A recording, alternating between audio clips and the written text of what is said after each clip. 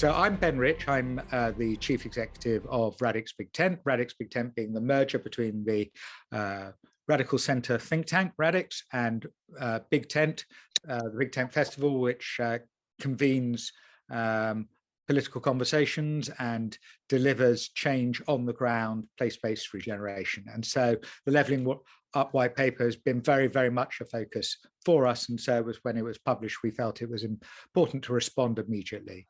So I'm going to hand over to Joe Phillips, who is going to chair for us.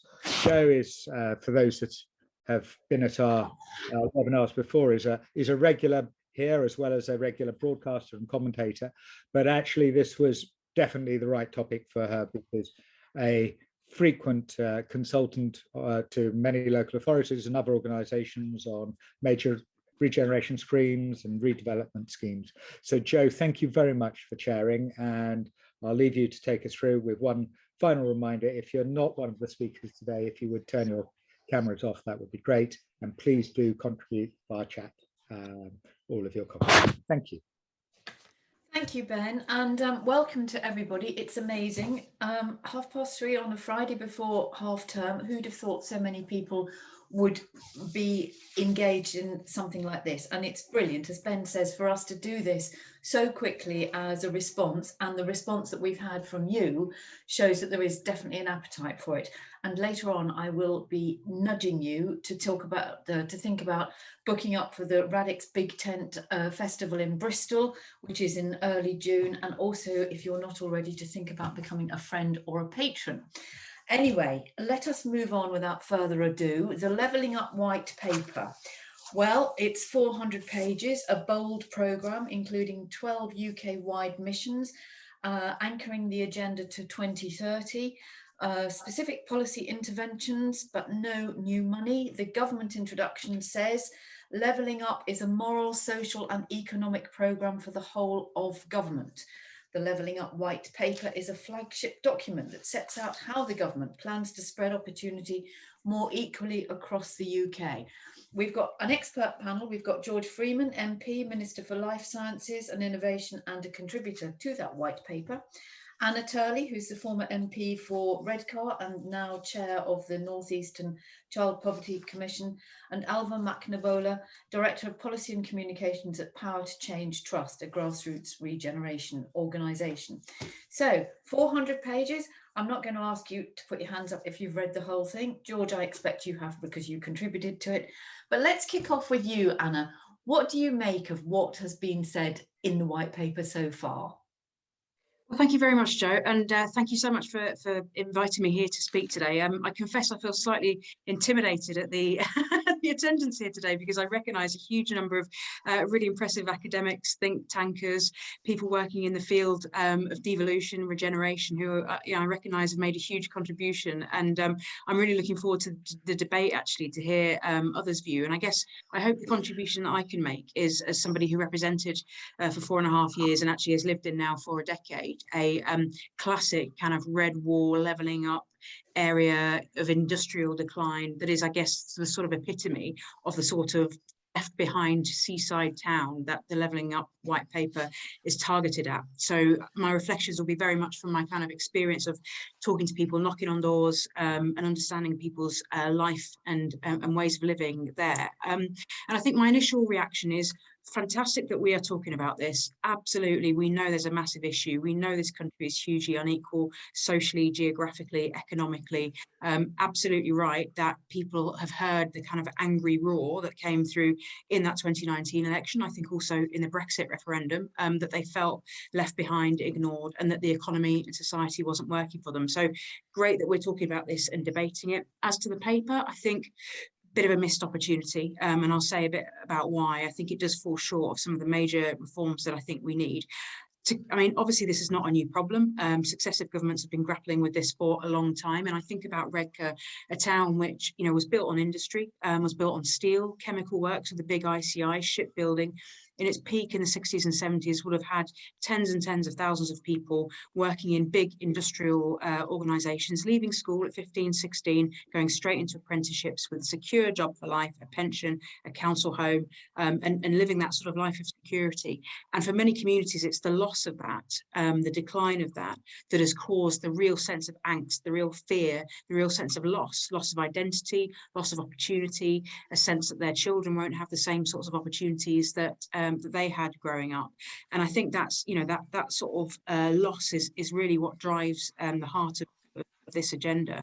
And we've seen successive governments wrestle with that. You know, we had Margaret Thatcher on Teesside doing her walk in the wilderness, talking about the regeneration. New Labour had New Deal for communities, regional development agencies. Shaw starts to intervene and make sure no child was disadvantaged. Tax credits to try and lift people on low pay, all sorts of interventions. We then saw, of course, period of austerity where we saw local enterprise partnerships as the new solution, while local government was perhaps, I think, rather decimated in that period in terms of the role that it could provide. We then saw the Northern Powerhouse under George Osborne. We saw Theresa May's industrial strategy, which some have said has had some influence in some of the outcomes and findings in this.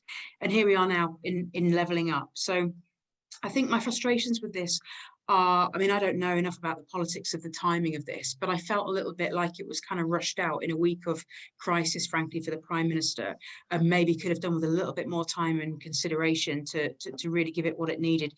As Joe has said, no new money, felt a little bit like there was kind of some scratching around Westminster to say, what can we put, what ticks the box of levelling up that we can put in this. But to be fair, you know, a decent analysis of the problem, I felt, in the first half of the document, a decent understanding. But perhaps, you know, these issues, as I said, are big, are structural, been a long time in the making, and are going to require really deep, profound, intensive changes to the way our economy, our society, and our governance structures work in this country. So I think the ambition is always going to be difficult. And I think, unfortunately, the paper is falling short at the moment. And when I compare the solutions to the reality of what people are facing in constituencies like Redcar, cost of living going through the roof. You know, I've spent the morning talking to colleagues working at the food banks who are seeing demand at an unprecedented level. People can't get appointments to GPs. You know, we're struggling with really low pay at the moment, trying to deal with numerous jobs. Issues we've faced over the last few years on welfare reform. These are many of the tangible lifestyle issues that people are really, really struggling with in areas of deprivation that I just don't think are going to be touched by the reforms that we have in this. But what did I like? The positive stuff. I think it was great to see more funding for schools and the emphasis on education. That's really, really important. The emphasis on adult skills, absolutely vital. In a changing economy like we have, we've got to keep people retraining, responding to the modern world. Higher living wage, always welcome. Potential changes in the UC taper, great. And the city and growth deals I thought had potential as well. But as I said, I'd have liked to seen some more evolution. It still feels a little bit kind of a bit of a Whitehall document that's asking people to kind of come and bid for handouts from the centre, when actually we've got to trust people a lot more to know what the challenges are in their local economies and where the investment needs to go. I'd have liked to have seen a lot more of an emphasis on a new plan for reimagining manufacturing and green industries in this country. And I think, again, particularly of Redcar, where we have a huge steel site there, huge opportunities for a shift to green industries with carbon capture, with hydrogen.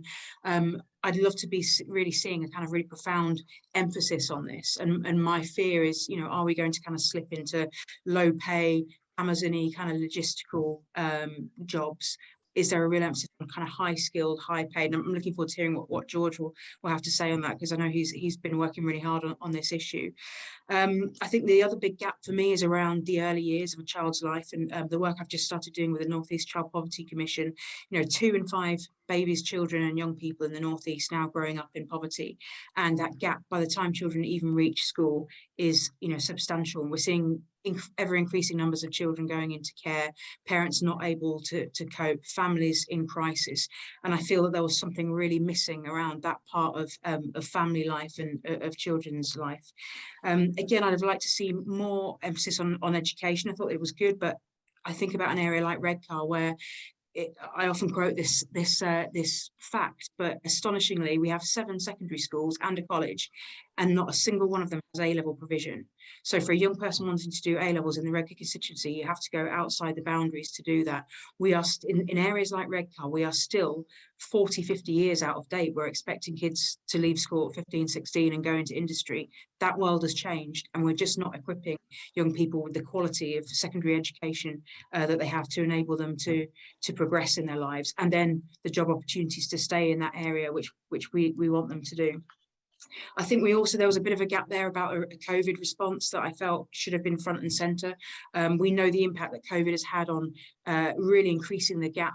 The number of children who are already in poverty, who have missed school and are not going back to school, is substantially higher than children that were economically more disadvantaged. So I'd have liked to see more of an emphasis on COVID response.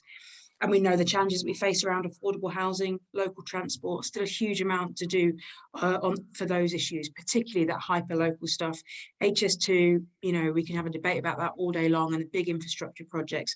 But I had small villages in my constituency where there is no bus service. So people on minimum wage jobs were having to pay for taxis to get to work. And that's just not sustainable in a growing economy. So some good stuff, good progress. Great to be having this debate and having this issue and having it front and centre of policy making. But I think a long way to go. And while I look forward to the sort of town centre funding that areas like Redcar will inevitably get, because we have a Conservative MP, and we were left behind town. I think great to give people a boost and to give them a sense of identity in that local area and feel invested in. But a nice shiny new town centre is not going to deal with the really big structural economic and education challenges and poverty and deprivation that we face in areas like this. So I think a lot done, a lot to do, and I hope that moving forward we make sure that the focus of the debate around levelling up and the responses that we see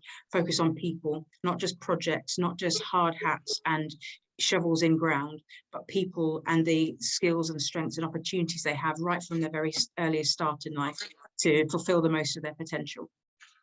Thank you very much. Well, I think we've got a very good review of that, a very good criticism, a critique. It's a curate's egg.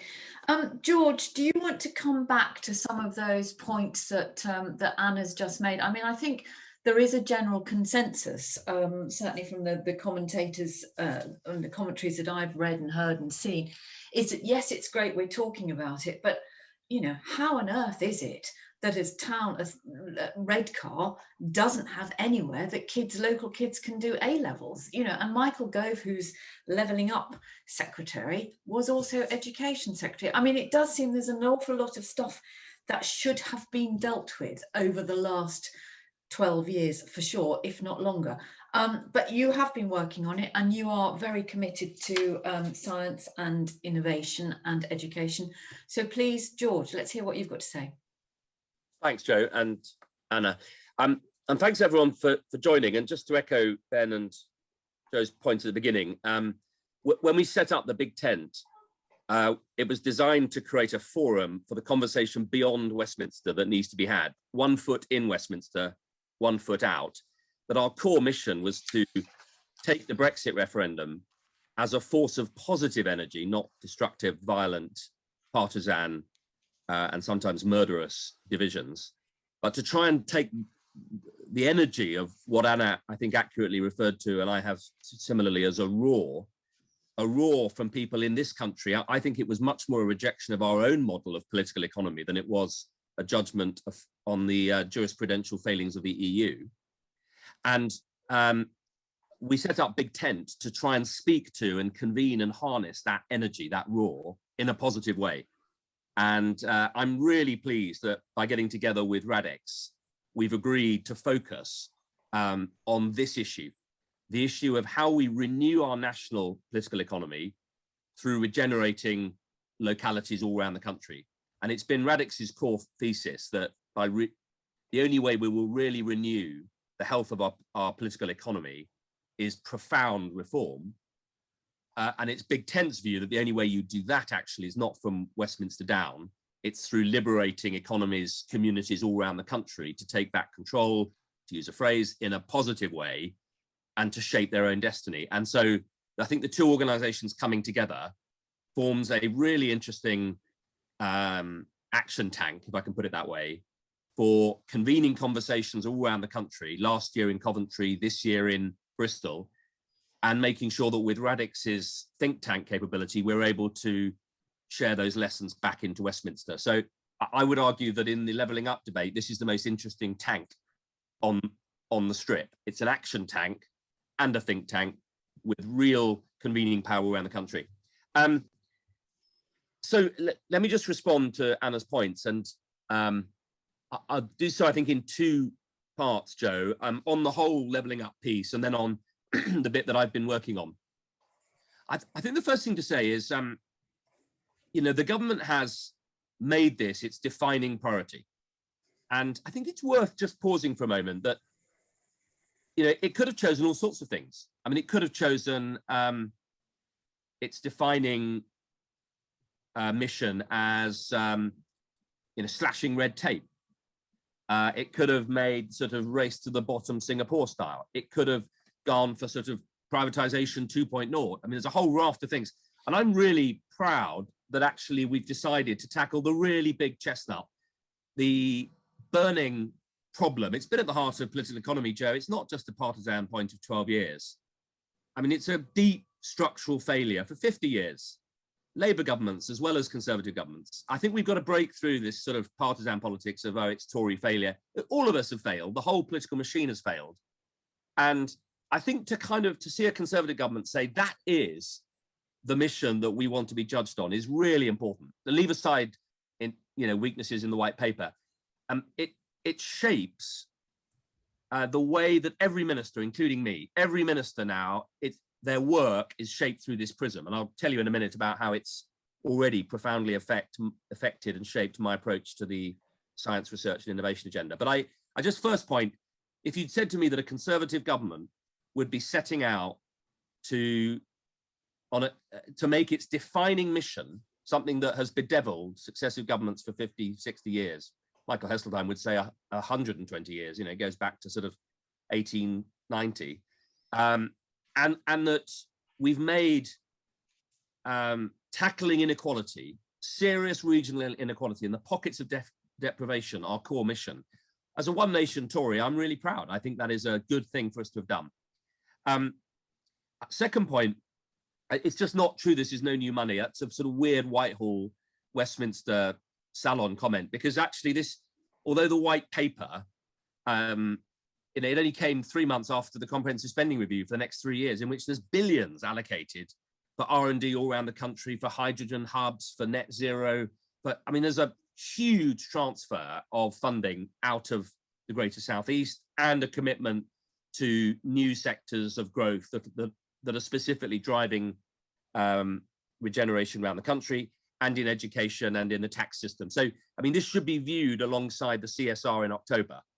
And secondary, there is new money actually in it, including in my area, there's 100 million for new innovation accelerators, but there's quite a lot of new money on top of the huge funding announced in the CSR. And again, within my party, there are people who think we've become a high spending party and that's wrong. I don't. I think we're dealing, if you're going to deal with the structural failures of generational economics, then you have to invest. Now we can have an argument about whether we're investing enough, but I'm proud that we are taking that route.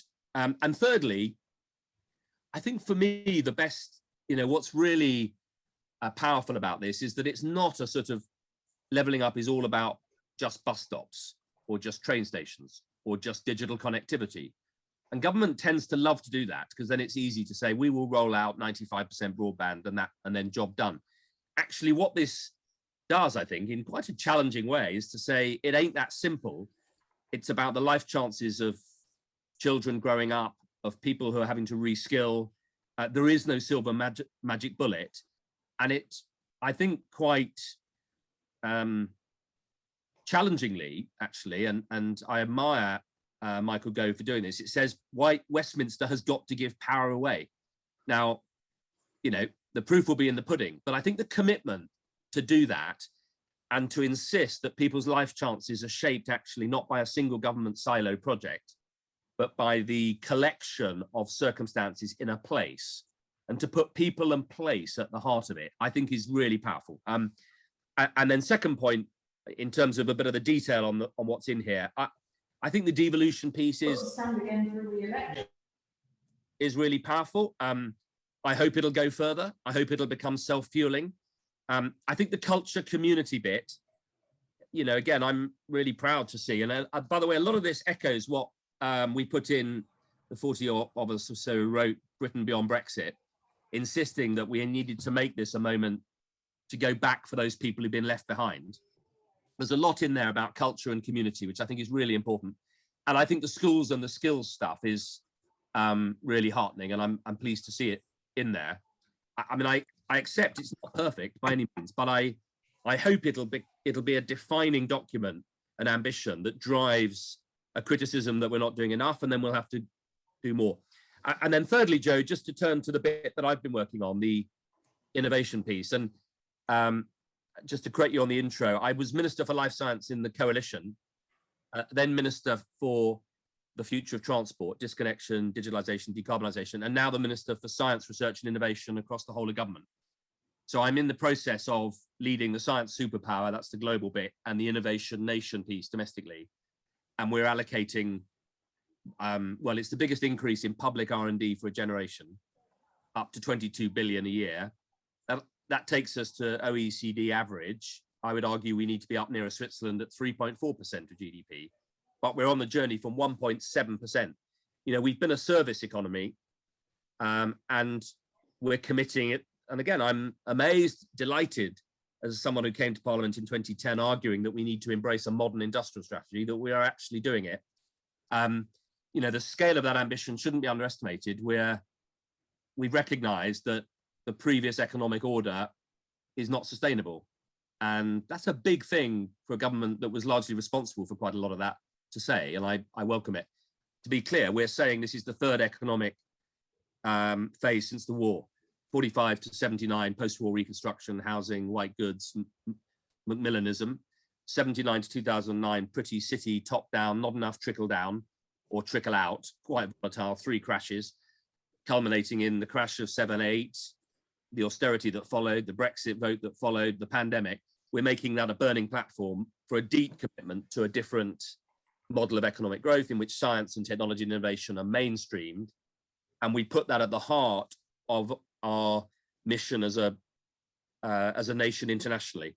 And I've been pushing for that for years, and I think that is a big step. I would argue that our role in the world needs to go from being a military, sort of post-imperial, you know, military power to a science power in which we use our science for global good. That's feeding 9 billion mouths, preventing the melting of the ice caps, preserving and understanding the oceans and space, and being a force for good in the world, using our science and technology expertise to help tackle global challenges. That's a great step, I think.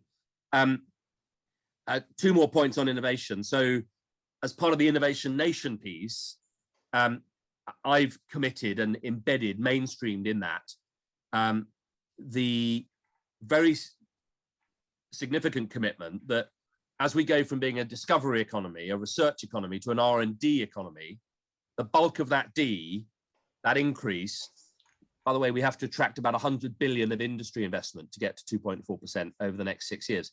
The bulk of that will be outside the Golden Triangle.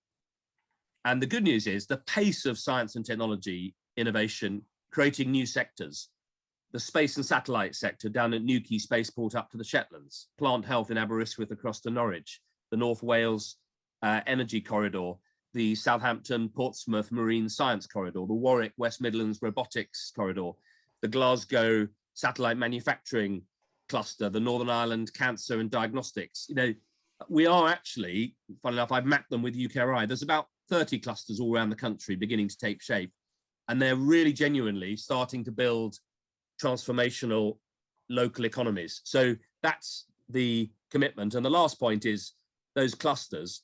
I'm in the process of changing the way BEIS, Department of Business, UKRI and Innovate work. Traditionally, they've been asked by ministers to give announcements, you know, lots of announcements. of things we've done. And I've said, I don't want announcements. I want us to map those clusters and measure ourselves on how fast they're growing.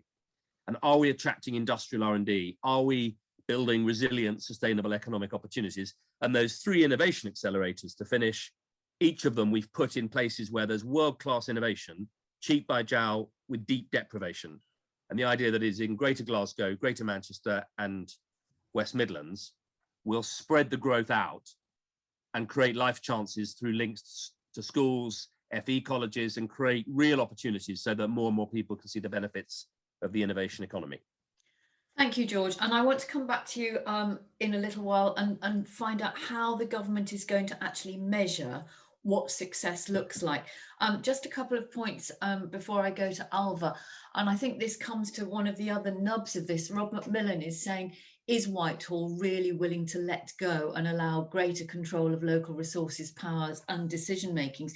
This actually echoes what Gabriel Channon said on a post which was on Radix today, that the narrative doesn't recognise that the government's most vital ally in tackling inequality is the stratum of social networks, community and voluntary groups that keep society going at neighbourhood level.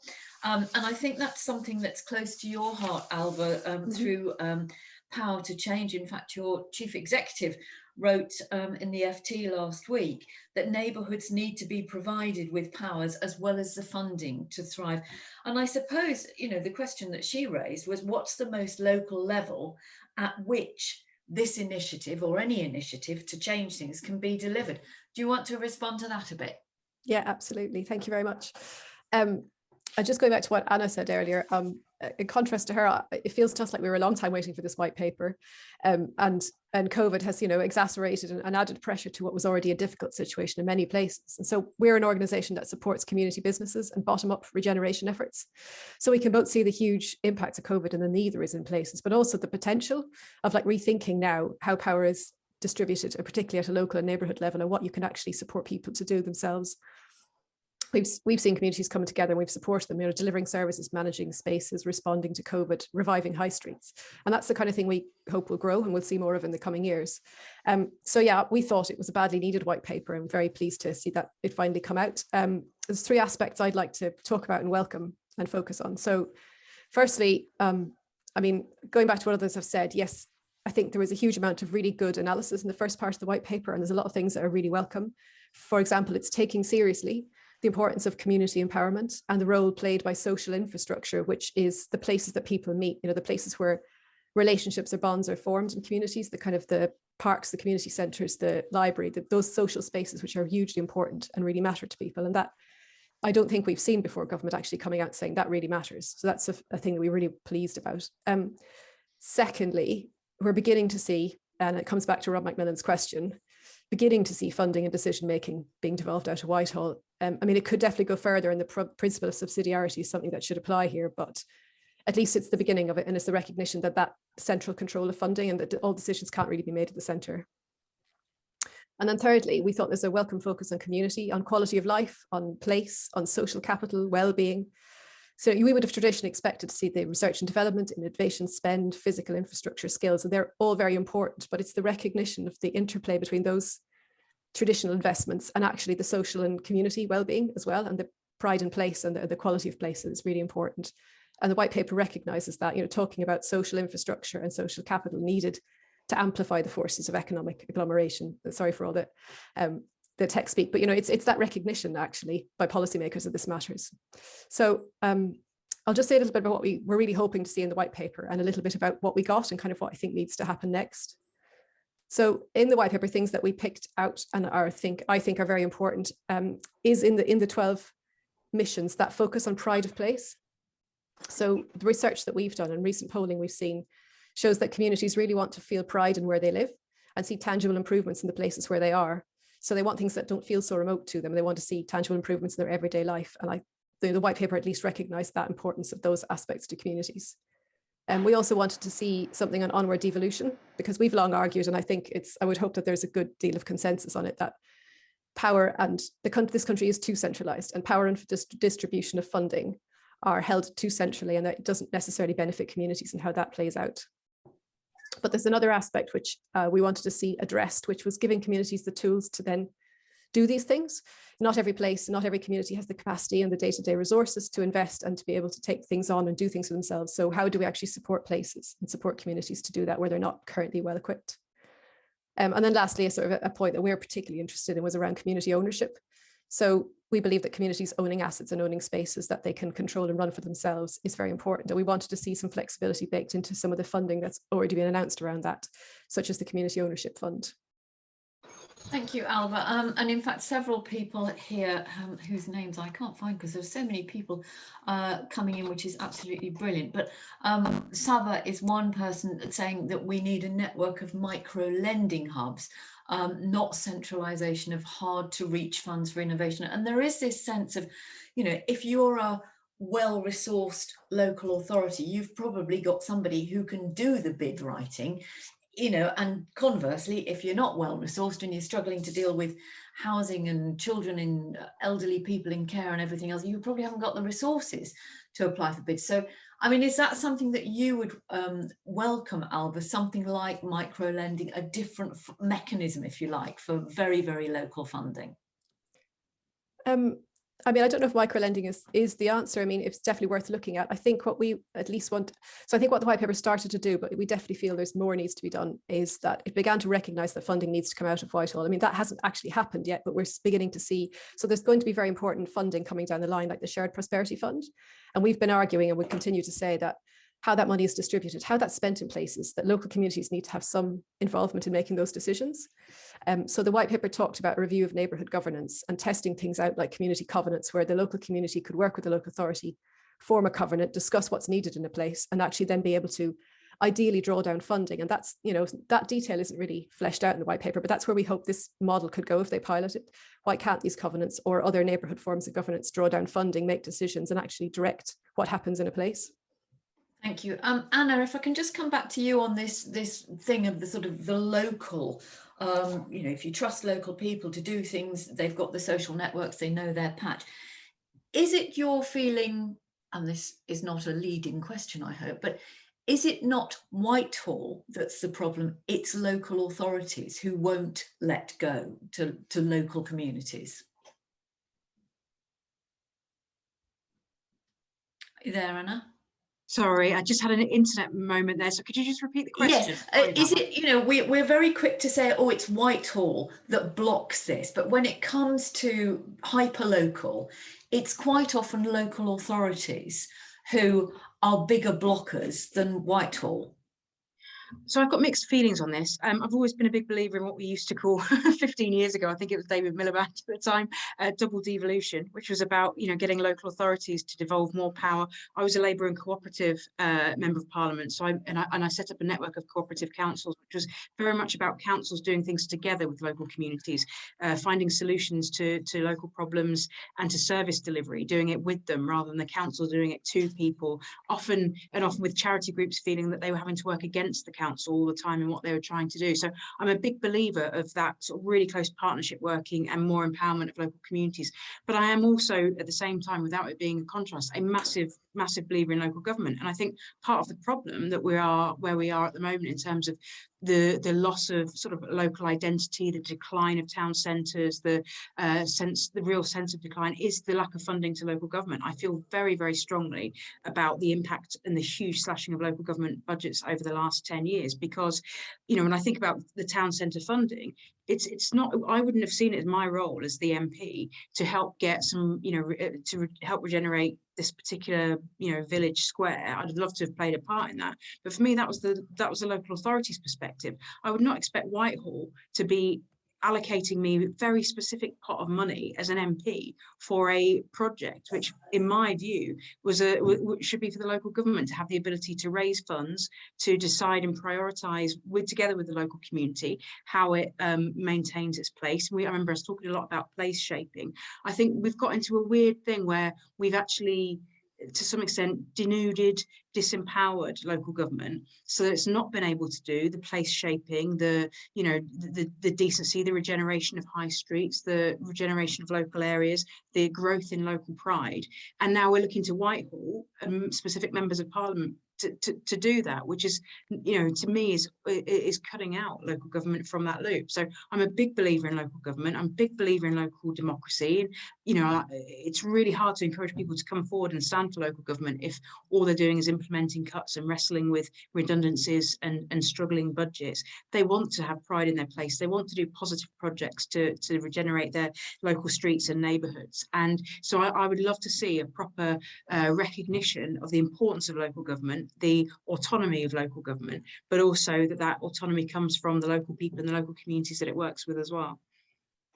Thank you, Anna. George, we have a question here from Kat Drew, who talks about community-led innovation alongside larger scale innovation as part of place-based clusters, just starting the next phase of our Design Differently programme with TNLCF and local trust supporting design skills in communities to work with councils on climate change.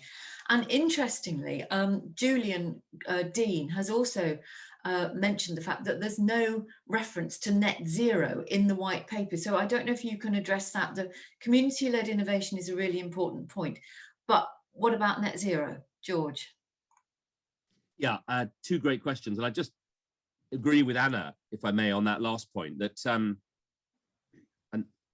I think that the truth is that this kind of disempowerment of localities and of local government has really been, it's been on a pretty constant thread since the days of Radical Joe Chamberlain in the 1880s, when the great civic municipal leaders led their cities and built sewers and built the, comprehensive universal education. And it is a really deep problem in this country. We are the most centralized state in Europe by a very long way. And I think one of the weird, and I think not intended consequences of the welfare state post-war was to centralize, hugely centralize. I mean, in some ways, for good. I think the NHS probably wouldn't have happened if we hadn't centralized. But the centralization of healthcare is now a huge problem. The centralization of education, the centralization of so much is a problem. So I do agree that I think for this to really succeed, we're going to have to fundamentally bite the bullet. And if we're not careful, not only will we not get anyone with any caliber wanting to come into local government, you quite soon won't get anyone of any caliber wanting to come into national government. The only place people want to work is the Treasury.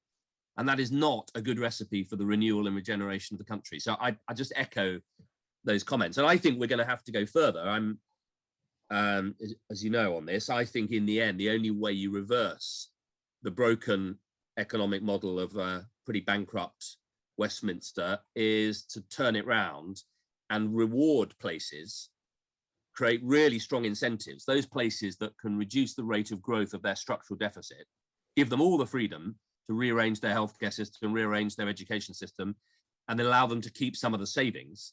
I think a lot of us in Parliament would say, I'd rather go and be the mayor of Norfolk. I'd rather go and be the mayor of, because I can really make a difference then. At the moment, we're making it impossible. On the two questions, yeah, I think the first one about, how we really unlock that local innovation piece is really important. And ultimately, I'm not sure we can really do it without much stronger incentives. So I would like areas that can grow their local inward investment, that can grow their business rates, to be able to keep all of the increase. I mean, to create a really tangible incentive for areas, so you make a virtue of the fact that you're starting from a low base. And if we can grow inward investment and industry investment, sustainable long-term economic regeneration, in the end, if all the revenues flow back to London anyway, through the imbalanced tax system and the imbalanced local government financing system, to Anna's point, you're undermining the very incentives that are required to allow and embolden the local leadership. So I do think there's a point about local government finance that sits in the heart of this. Can I just to interrupt you, George, just because Michael Holland has raised a point as well about funding, which is how do you, basically, this is, I paraphrase, so apologies, Michael, but how do you bring private money, for example, from pension funds into supporting levelling up? So, you know, yes, you could let your local authorities keep what they manage to raise through attracting new business inward, but what about private investment? Yeah, this has been a huge failure in the UK for years. When you say infrastructure in Whitehall, people assume you mean, that's Treasury funding through departments to, say, DFT, where I used to work, where we'll place a contract to build a road. It's incredibly slow, incredibly bureaucratic, and incredibly expensive. And there is a wall of money nationally that would love to invest in property. And what we might think of as, you know, slightly low-grade property, the sort of seafront at Lowestoft or Yarmouth or Grimsby, if you're coming, you know, from Asia or from around the world, it's prime, it's UK property. And I think we're missing a trick, and I've called for and set out and written about local regeneration corporations that you can invest in.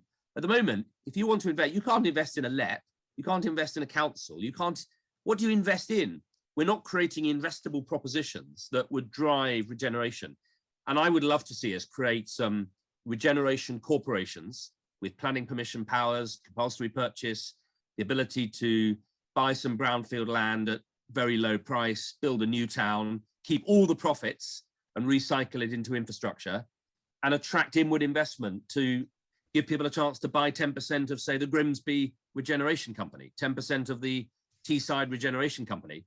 And where they've got a bit of innovation, they could buy 10% of the intellectual property and royalty flows. We're not being creative enough about how we could attract inward investment. And I'm working on the science and innovation piece of this with Jerry Grimstone at DIT, and how we could invest in clusters, because Michael's right, there's a huge opportunity. And unless we do that, we're going to be left relying on Treasury allocations and or competitions. We need to liberate and let local leaders free to raise money in the global markets. And just on the point of money, just to raise Roy Sambach's question, if this is the government's defining priority, George, then why is the fund only 4.8 billion? He references the East German history, shows the need for an order of magnitude greater investment. Germany spent about 70 billion per year between 1990 and 2014. Our effort looks like scraps. And several people have made the point that this isn't only just, you know, we tend to talk about left behind northern places, but we all know, and you do particularly, George, and I do from where I am, you know, there are coastal areas, there are rural areas who are not so easy to help because their problems are much more difficult. I mean, Ailbhe, I don't know if that's something that you have been working on, that there, you know, a town or a city in some ways is much easier to help than a set of fragmented villages with no public transport, the school's gone, the pub's gone, and maybe the community are trying to save, you know, something, the library. Yeah, Michael Gove spoke about this when he was launching the white paper. He specifically talked about those kinds of places being the places that they're most concerned about, because the geographically, the more remote you are from those cities and those sort of infrastructure connections, etc., it's more difficult to see how those places can be helped. And I think it requires a different approach. So I thought what the minister was saying was really interesting about that idea of development corporations in places. But I would also push for, what about local ownership? You know, what about the people who are in the place stewarding that place for the longer term and for the future, rather than foreign owners who, some research that we have done has shown that those foreign owners are their sort of remote owners of high street assets in particular. So they leave them vacant when it doesn't suit them to have them occupied, because they're not as in bed and interested in the place. And so there was work done last year by the No Place Left Behind Commission, which we were a part of, really looking at those places where they're not necessarily going to attract inward investment, not that easily. And it's looking at what can you do in those places to get them, to bring them along to a stage where maybe that could start to be possible. And what other things can you unlock, such as working with the assets of the place. And it is those kinds of, some of those ideas coming from the community, building stuff up, you know, gradually, and actually trying to build up a place and work with what it's got and think about its, you know, your own unique heritage and culture and assets, which I think is an approach that needs to be thought about more and tackled. Okay, thank you. And we've got more points coming in. I'm sorry, I'm not doing this terribly well because I'm trying to read these messages as they're disappearing before my very eyes. Jane Robinson says, agrees about the importance of flexible models to support local government finance. Accelerated development zones, tax increment finance, agreed in Newcastle is a very good example, helped us to get legal and general investment into Helix. Successful places need partnerships between local authorities, universities, industry and local communities. But there is also another question here, isn't there? And I want to come to you, Anna, and then to George, that if you give a local authority the freedom to say, yes, come and invest, what you're in danger of is concreting over areas, not actually getting anything, or developers sitting on plots of land. And sometimes councillors are easily persuaded, perhaps is the kindest way of putting it, that what they're going to get, the doctor's surgery, the primary school and all the rest of it, is going to be fine. What they don't get is affordable housing. What they don't get is regenerating the city centres. They just create donuts and hollow out the middle. Do you think that's a fair point, Anna?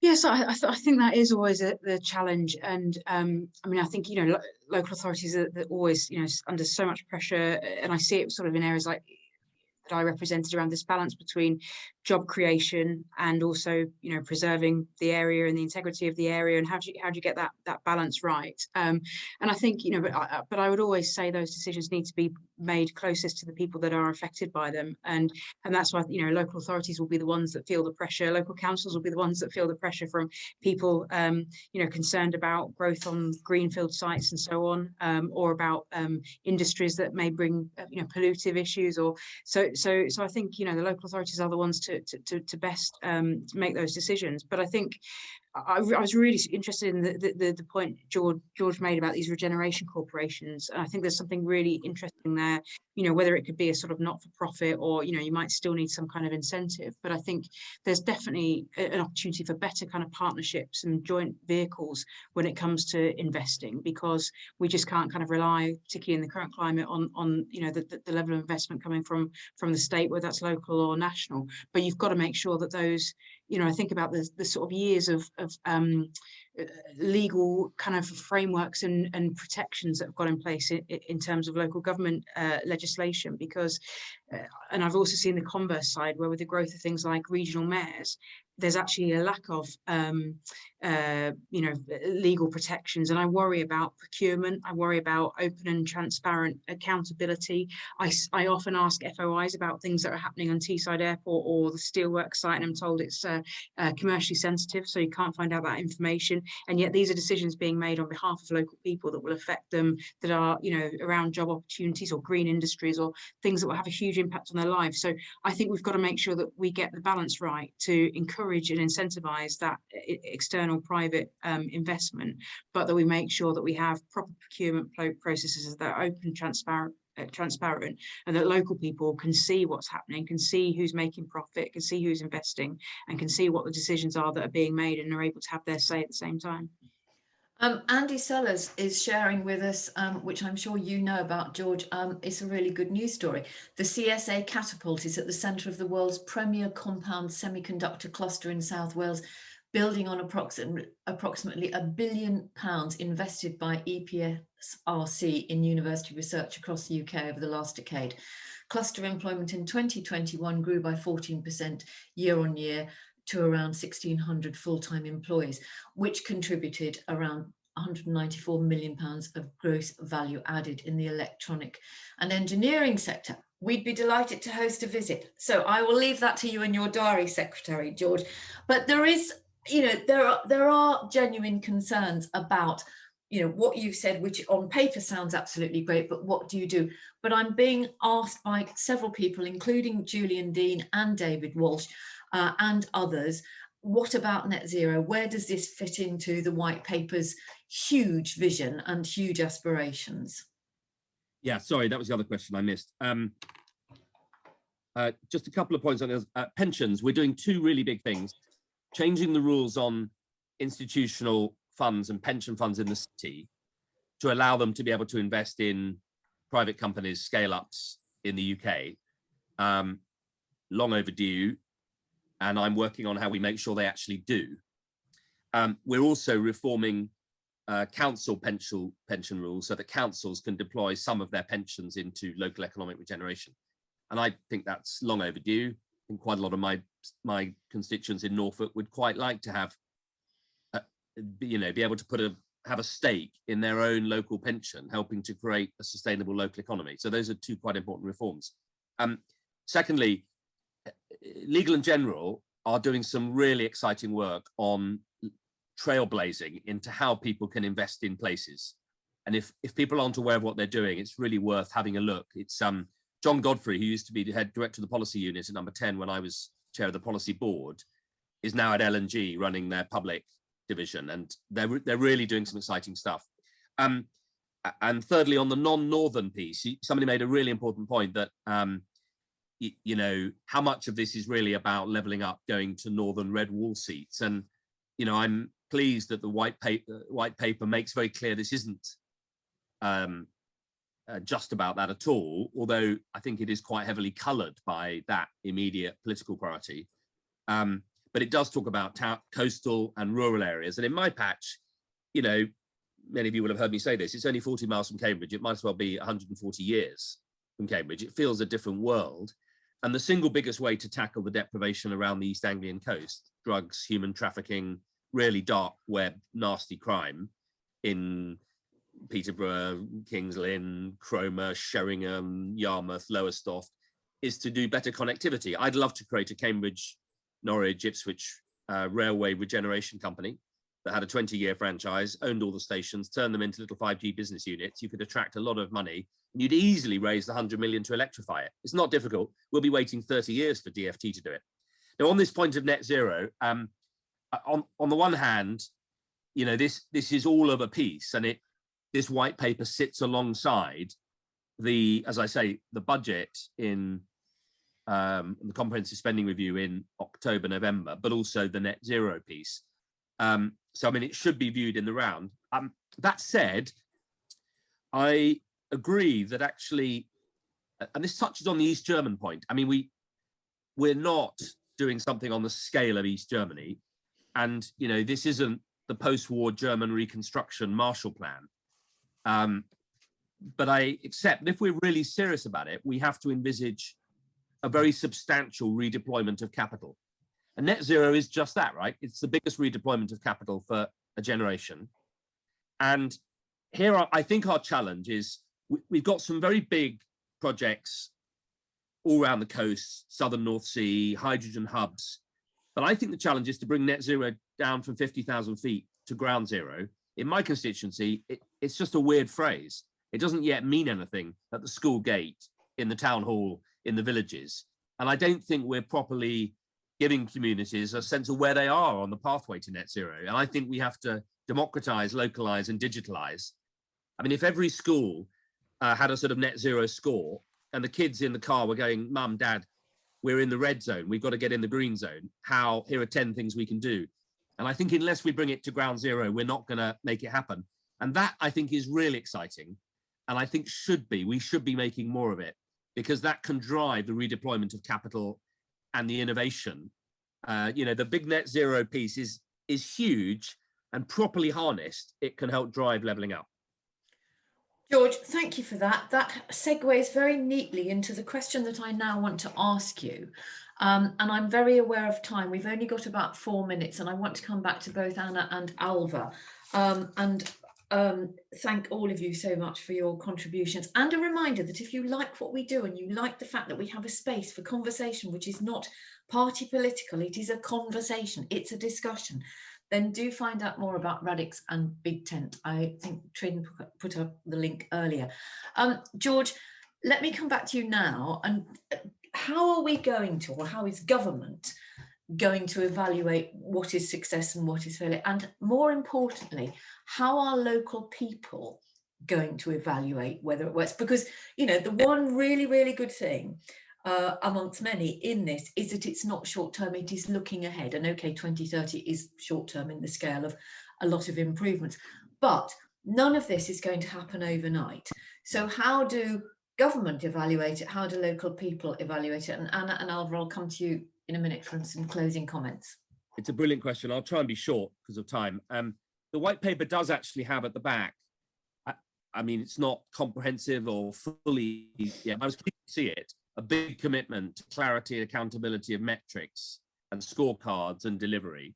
But I think you're right, and whoever posted the question is right. If we're not careful, it'll be government, A, marking its own homework, and B, marking its homework in Whitehall. In the end, it needs to be a decentralized, democratized, and digitalized score that people can feel and own, and sort of, be able to say, Mum, Dad, we're on the, we're too slow on the path to net zero. The next door city are going quicker, and council leaders and people locally can see we're not moving up the levelling up index fast enough. Why? And actually, policymakers need to be able to look at that and ask why, and see which places are moving quickest and which aren't. And I would just say on my side, we're building, in fact, we've already built the first piece of it, a cluster R&D digital heat map, which allows us by geography to see key indicators like people, children doing STEM subjects at school, SMEs created, funds deployed, inward investment. And then we can start to digitally map which clusters are red, amber, green, which ones are really growing and which aren't.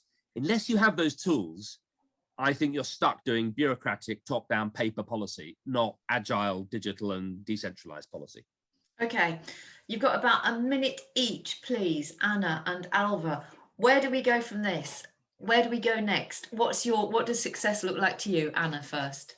Well, I think the success, George is right that we've got to have these measurable outcomes, but for me, the success will be how people feel in 15, 20 years' time. Will the people of Redcar have the same educational outcomes as someone in Surrey? Will they have the same chance for a decent salary? Can they bring up a family where they grew up as a child and not have to move away? Will they have the same quality of housing? Will they have the same ability to have an income or live a life without being a victim of crime?